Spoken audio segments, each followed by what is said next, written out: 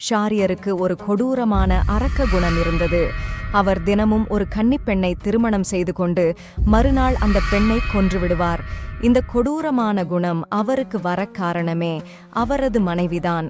ஷாரியரின் மனைவி தன் வேலைக்காரனோடு சேர்ந்து அவருக்கு துரோகம் செய்துவிட்டாள். அதே போல அவரது தம்பி ஷாஜமானின் மனைவியும் ஷாஜமானுக்கு துரோகம் செய்துவிட்டாள்.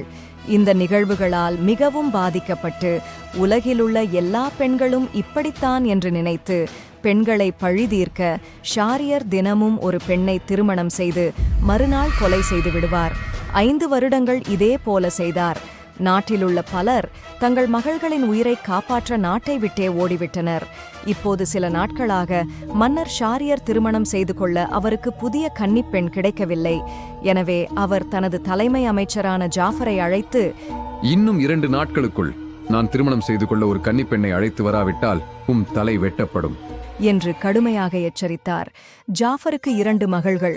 மூத்தவள் ஷராஜத், இளையவள் துனியாஜத். 2 மகள்களும் அழகில் மட்டுமல்ல அறிவிலும் சிறந்தவர்கள். தன் அப்பா சோகமாக இருப்பதைக் கண்ட மகள்கள் அவரிடம் காரணத்தை கேட்டனர். அவரும் நடந்ததை சொன்னார். ஷராஜத் தன் அப்பாவிடம், கவலைப்படாதீங்க அப்பா, நானே மன்னரை திருமணம் செய்து கொள்கிறேன். இதிலுள்ள ஆபத்தை என்னால சமாளிக்க முடியும் என்றாள். தந்தை எவ்வளவுதான் எடுத்துச் சொன்னாலும் பிடிவாதமாக இருக்கும் ஷராஜத்திடம், என்ன விபரீதம் இது? ஏன் உன் உயிருடன் விளையாடுகிறாய்? வியாபாரி மனைவி ஒருத்திக்கு ஏற்பட்ட கதிதான் உனக்கும் ஏற்படும். முழு வீடியோவை பார்க்க ஹேண்டிலுக்கு கீழே உள்ள லிங்கை கிளிக் செய்யவும்.